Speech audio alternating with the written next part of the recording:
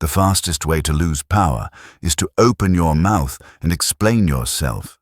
The moment you do, something irreversible happens. The balance shifts. The air in the room changes. You feel it instantly, even if you don't understand it yet. You think you are clarifying. You think you are being reasonable. You think you are correcting a misunderstanding, but what the other person sees is submission. Because explanation is not neutral. Explanation is an admission that the other person has the authority to judge you. And once you accept that role, you never fully recover. Long before laws were written or morals were debated, humans learned one rule that has never changed. The one who defends is weaker than the one who accuses. This is not ethics. This is biology. Predators do not explain why they hunt. Kings do not justify their decrees. Fire does not apologize for burning. Yet you do. Someone questions your decision, and your chest tightens. Someone doubts your competence, and your mind races. Someone twists your words, and you feel an almost physical urge to correct the record. That urge is not intelligence. It is conditioning. You learned it early. When you were small, authority figures demanded explanations. Why did you do that? What were you thinking? Explain yourself. And you learned that safety came from persuasion, from pleading your case, from proving you were not bad, your nervous system never updated. So now, every accusation feels like a trial. Every disagreement feels like a threat. Every raised eyebrow feels like a verdict waiting to be delivered. And you rush to the stand. Here is what you don't realize while you are speaking. The facts do not matter. They never did. If facts were enough, arguments would end quickly. If truth were decisive, manipulation would not exist. The accusation was never about accuracy. It was about position. They were testing whether you would kneel. And you did. When you explain yourself, you are saying, "Your perception of me determines my worth." That sentence never leaves your mouth, but it is heard clearly. And once someone senses that, they will use it. Not because they are evil, because they are human. Humans exploit instability the way water exploits cracks.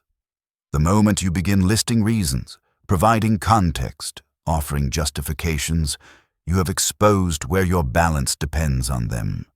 You have shown them where to push. This is why some people seem untouchable. You have seen them. They are accused, and they do nothing. They are challenged, and they pause. They are insulted, and they look bored. And somehow, the attacker starts to shrink. The room turns. What are they doing differently? They are refusing the frame. Every conflict has a hidden structure. Someone is the judge. Someone is the defendant. The judge asks questions. The defendant answers. Power flows in only one direction.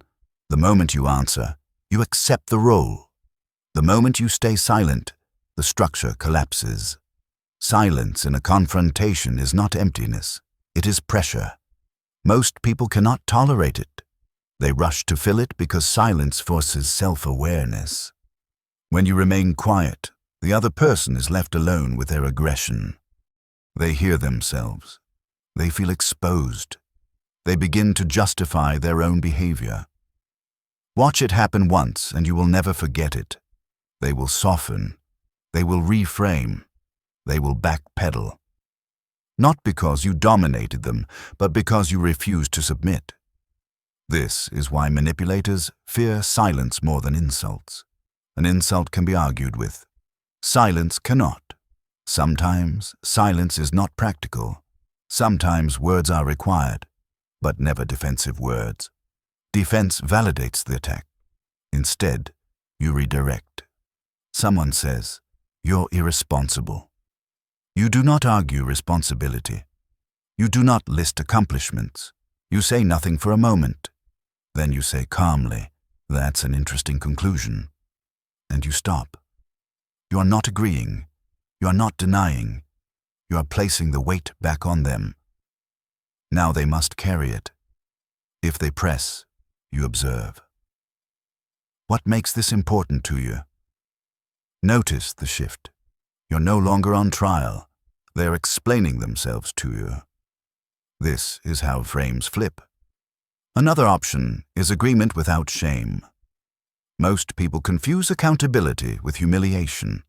They are not the same. If someone points to a real mistake, you acknowledge the fact, not the identity. Yes, that was handled poorly. No excuses, no stories, no self-attack. You have removed the weapon from their hand. Insecure people fight desperately to protect their image. Secure people adjust reality and move on. The calmer you are, the less room there is for escalation. And calm is interpreted as strength. This terrifies people who rely on emotional leverage. Because they cannot move you, there is a version of you that dies when you stop explaining. The version that needs to be understood. The version that needs to be seen as good. The version that panics when misinterpreted. That version is expensive. It leaks energy constantly. Once it is gone, something colder replaces it. Not cruelty, clarity. You stop trying to manage perceptions. You stop correcting narratives. You stop chasing approval. And something strange happens. People become careful around you. They choose their words. They test less. They respect more. Not because you demanded it, because you no longer signal vulnerability. This is not about arrogance. Arrogant people are loud and reactive. This is about sovereignty. A sovereign does not argue his existence. He occupies space. If this unsettles you, that is expected. Most people cannot live without explaining themselves. They would rather be liked than respected, understood than stable. They remain predictable. Predictable people are easy to control. The world reacts differently when it cannot read you. People rely on predictability the way animals rely on scent. They feel safe when they can anticipate your reactions. They feel powerful when they know which buttons to press. Explainers are readable. They broadcast their pressure points openly. You offend them. They rush to clarify. You doubt them. They scramble to prove. You misunderstand them. They panic and overcorrect. They leak their inner hierarchy with every sentence. When you remove that behavior, you remove the map. Suddenly, people do not know where they stand with you. And uncertainty creates asymmetry. Asymmetry creates leverage. This is why silence feels threatening. Not because it is aggressive, but because it withholds orientation. The human brain hates unresolved patterns. It searches for meaning compulsively. When it cannot find it, it fills the gap with projection. And projection always reveals more about the projector than the target. When you do not explain, others begin to explain you to themselves. Some will assume confidence. Some will assume danger. Some will assume superiority. What they assume is irrelevant. What matters is that they are now working, while you are not. Effort has shifted. This is the core mistake of the people-pleaser. They believe effort earns safety. In reality, effort signals need, and need collapses power. Power has never belonged to the one who works hardest in a social exchange. It belongs to the one who needs the least outcome control. Watch negotiations, watch interviews, watch interrogations. The one who speaks first after tension oozes ground. The one who rushes to clarify gives information. The one who explains motivations exposes leverage. This is why seasoned operators speak slowly, why experienced leaders pause, why dangerous people seem relaxed. They are not calm because they are good. They are calm because they are unattached. Attachment is the real weakness. Attachment to being liked, attachment to being understood, attachment to being seen as fair, reasonable, moral. Those attachments chain your behavior. Once removed, your range expands. This does not mean you become silent forever. It means your words become intentional. Scarcity sharpens value. When you speak less, people listen more. When you justify less, people question you less. When you explain nothing, people infer authority, not because you earned it, because humans are pattern recognition machines. They have been trained over thousands of years to associate restraint with dominance.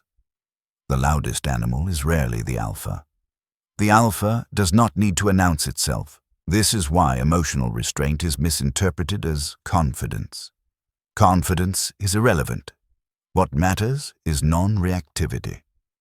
A reactive person can be led. A non-reactive person must be followed or avoided. And avoidance is a form of respect. Here is where most people sabotage themselves. They attempt to perform silence. They hold their tongue, but their body betrays them. Their jaw tightens, their eyes dart, their breathing accelerates. That is not silence, that is suppression. Suppression leaks tension, and tension invites attack. True restraint is internal. It comes from indifference to judgment. You do not hold back words. You simply do not generate them. That state cannot be faked. It must be cultivated. And it begins with a single realization. Not every misunderstanding needs correction. Not every accusation deserves a response. Not every opinion requires engagement. Most people talk themselves into cages they could have walked past. You do not owe the world access to your reasoning. You do not owe anyone clarity about your intentions. You do not owe strangers emotional transparency. Those were habits installed, not truths discovered. Once you accept this, something else shifts. You start choosing when to explain, not reflexively, but strategically. Explanation becomes a tool, not a reflex. You explain upward, not sideways. You explain when it advances your position, not when it soothes discomfort. You explain facts, not feelings. And even then, you explain minimally, enough to move reality, never enough to expose yourself. This is where Machiavelli is misunderstood. People think his philosophy is about cruelty. It is not. It is about control of perception through restraint. He observed that those who speak the most reveal the most, and those who reveal the most are eventually used. He did not advocate deception for sport. He advocated silence as insulation. Because once people know your reasons, they can attack your reasons. Once they know your values, they can manipulate your values. Once they know your fears, they can manufacture threats. Opacity is not immorality. It is self-preservation. And here is the uncomfortable truth. Most people who accuse you are not seeking truth. They are seeking reassurance of their position. When you refuse to explain, you deny them that reassurance. That denial feels like dominance, even when it is simply boundaries. This is why people escalate when ignored. They raise their voice. They sharpen accusations. They attempt provocation. They are fishing for reaction. And the moment you react emotionally, they land the hook. Do not mistake escalation for strength. It is desperation. The calmest person in the room controls the tempo. The one who controls tempo controls outcome. This applies everywhere. Work, relationships, family, conflict, especially family. Because family knows exactly which levers to pull. They know your history. They know your guilt. They know where you learn to explain. When you stop performing that role, they feel destabilized. They will accuse you of changing, of becoming cold, of becoming arrogant. Those accusations are admissions. They mean you no longer behave in a way that benefits me. Let that sentence sink in. Growth often feels like betrayal to those who relied on your weakness. This is why silence feels lonely at first. You lose the false intimacy of over-explaining. You lose the illusion of connection through justification. But what replaces it is real. Clarity, boundaries, selectivity. You begin to notice something subtle. People who respect you stay. People who used you drift away. That is not loss. That is filtration, and filtration is power. You cannot build a disciplined life while bleeding energy into unnecessary explanations. Every explanation is an investment, and most yield negative returns. The disciplined mind asks a single question before speaking. What happens if I say nothing? If the answer is nothing important, then silence is optimal. If the answer is I gain leverage, silence is superior. Only when silence costs more than speech do you speak. This alone will change how people treat you. Not immediately, not loudly, but permanently. Because once someone learns that you do not defend yourself, they stop attacking casually. It becomes expensive, and expensive behaviors disappear. That is the real lesson. Power is not asserted. It is inferred. And the fastest way to lose it is still to open your mouth and explain yourself. If this resonates, you already know why, and if it doesn't, you will forget it by tomorrow. That is how selection works. Subscribe for more.